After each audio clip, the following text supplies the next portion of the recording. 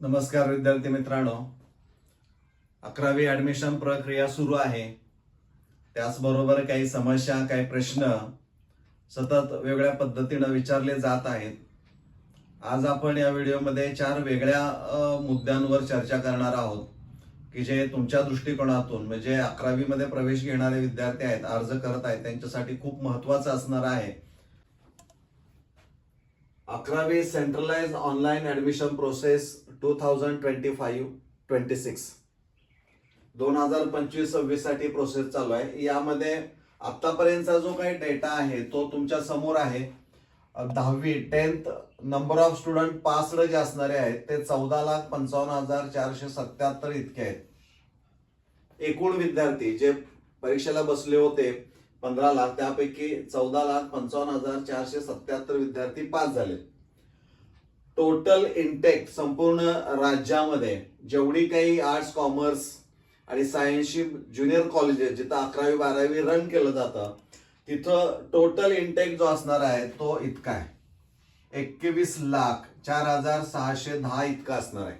आणि या घडीला आता जो आपण व्हिडिओ काढतोय त्या घडीला नंबर ऑफ स्टुडंट रजिस्टर्ड जे असणारे आहेत ते इतके आहेत 8,51,334. कदाचित ही संख्या व्हिडिओ संपेपर्यंत वाढलेली असणारी आहे.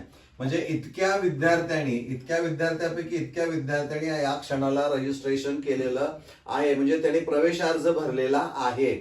म्हणजे ही माहिती आता तुम्हाला असायला पाहिजे. दुसरं सगळ्यात महत्वाची जी चर्चा चालू आहे ती म्हणजे की आता शनिवार 31 तारीख येते आणि रविवारी 1 तारीख येते, 1 जून, आणि जी प्रवेश प्रक्रिया जी सुरू असणारी आहे ती 3 जून पर्यंत असणार आहे. त्यामुळं तुम्ही जर माहिती पुस्तक नीट वाचलं असेल किंवा FYJCadmissions.in ही वेबसाईट तुम्ही आता जरी गुगलवर सर्च केली आणि तुम्ही जर पाहिलं तर तुमच्या लक्षामध्ये येईल की विद्यार्थी नोंदणी व प्राधान्यक्रम प्रक्रिया जी असणारी आहे ही प्रक्रिया त्यांनी असं म्हटलेलं आहे की starts from 26 may 2025 from 11th AM. म्हणजे सकाळी 11 पासून या तारखेपासून सुरू होणार आहे ते 3 जून 2025 अप टू 6 PM. लक्षात घ्या, म्हणजे 26 मे 2025 ला सकाळी 11 वाजता बरोबर सुरू झालेली प्रोसेस ही बंद केव्हा होणारी आहे तर 3 जून 2025 6 वाजता बंद होणार आहे, सायंकाळी 6 वाजता. आत्ताच्या घडीचं जे काही त्यांनी शेड्यूल दिलेलं आहे त्याप्रमाणे कदाचित पुन्हा ती वाढ पण होऊ शकेल, त्याबद्दल आता मी काही बोलू शकत नाही. परंतु हा जो कालावधी विचारात घेतलेला आहे यामध्ये साधारणपणे काही लोकांचं असं मत आहे की शनिवार 31 तारीख येते आणि रविवारी 1 तारीख येते, मग या 2 दिवशी ही प्रोसेस बंद राहणार आहे का?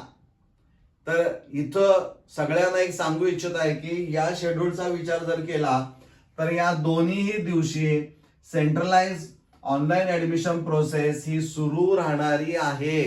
कारण ही वेबसाईट या सायंकाळी 6 वाजेपर्यंत दिलेल्या शेड्यूल प्रमाणे बंद होईल, अन्यथा होणार नाही. ते एक्सटेंड होऊ शकेल पण बंद होणार नाही. त्यामुळे असं होणार नाही की फक्त शनिवार आणि रविवार सुट्टी आली म्हणून ही वेबसाईट बंद आणि मग ती प्रोसेस बंद. अजिबात तसं नाही. प्रत्येक पालकाने आणि विद्यार्थ्यांनी हे लक्षात घ्यायचं आहे की 24 तास वेबसाईट चालू आहे 3 जून 2025 सायंकाळी 6 वाजेपर्यंत. त्यामुळं सुट्टी हा प्रकार इथं कुणी म्हणत असेल सुट्टी आहे तर सुट्टी अजिबात नाही. तुम्ही ऑनलाईन प्रोसेस रात्री केव्हाही अपरात्री तुम्ही करू शकता, तिथं कोणतीही अडचण त्याच्यामध्ये नाही. हा एक सगळ्यात महत्वाचा भाग असणार आहे की सगळ्या विद्यार्थ्यांनी पालकांनी लक्षात ठेवायचं आहे. जी काही मार्गदर्शन केंद्र शाळा आणि महाविद्यालयामधून असणारी आहे त्यांच्याशी तुम्ही संपर्क साधू शकता आणि त्यांच्याशी चर्चा करून सुद्धा ती प्रोसेस पुढे कॅरी ऑन करू शकता. आता सगळ्यात आणखीन एक महत्वाचं आहे की ज्या विद्यार्थ्यांनी ऑनलाईन रजिस्ट्रेशन केलेलं आहे पण त्यांचं पेमेंट जे असणार आहे ऑनलाईन पेमेंट, मग ते UPIच्या माध्यमाने क्रेडिट कार्ड असेल किंवा नेट बँकिंग असेल, ज्या पद्धतीने केलं असेल ते करत असताना त्यांना कन्फर्मेशन मेसेज आलेला नाही.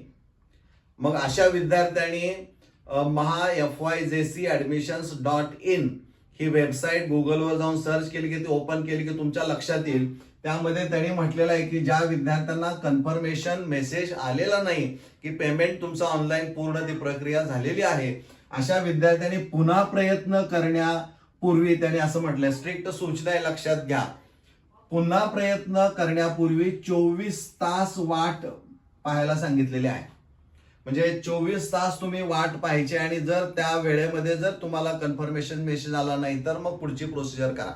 पण मेसेज आलाच नाही तर याचा अर्थ तुमचं अयशस्वी पेमेंट झालेलं असणार आहे किंवा व्हॅलिड कन्सलेशन असणार आहे किंवा डुप्लिकेट पेमेंट, ज्या काही तांत्रिक अडचणी असतील त्यासाठी त्याने असं म्हटलेलं आहे की पेमेंट हे रिफंड केलं जाणार आहे.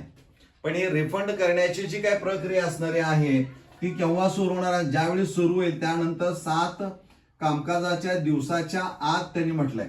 म्हणजे रिफंड पेमेंट सुरू करण्याची प्रक्रिया ज्यावेळी त्या शासनाकडून सुरू होईल त्यानंतर तुम्हाला 7 कामकाजाच्या दिवसाच्या आत, 7 कामकाजाचे दिवस म्हटलेत, यामध्ये सुट्टी तुम्हाला वगळून असणार आहे. इथं मात्र सुट्टी ग्राह्य धरली जाणार नाही. 7 कामकाजाचे दिवस म्हणजे वर्किंग डेज त्यांनी म्हटलेलं आहे. 7 दिवसाच्या आत ते मात्र तुम्हाला रिफंड केलं जाईल असं त्यांनी स्ट्रिक्ट दिलेलं आहे. तुम्ही सुद्धा वेबसाईटवर जाऊन बघू शकता. म्हणजे हे जे काही वेगवेगळे मुद्दे आहेत हे तुम्हाला माहित असायला पाहिजे, ह्या सगळ्या गोष्टी. आणि त्या प्रोसेसमधून जात असताना अनेक अडचणी येतात. त्यामुळे आणखीन काही तुमच्या अडचणी असतील तर कमेंट बॉक्समध्ये तुम्ही टाकू शकता. त्यावर चर्चा करून निश्चित काही व्हिडिओ तुमच्यापर्यंत पोहोचवण्याचा प्रयत्न केला जाईल. त्यामुळे विद्यार्थी मित्रांनो आणि पालकांनो ही माहिती आपल्या जवळ न ठेवता इतरांच्या पर्यंत पोहोचवण्याचा प्रयत्न करा. धन्यवाद.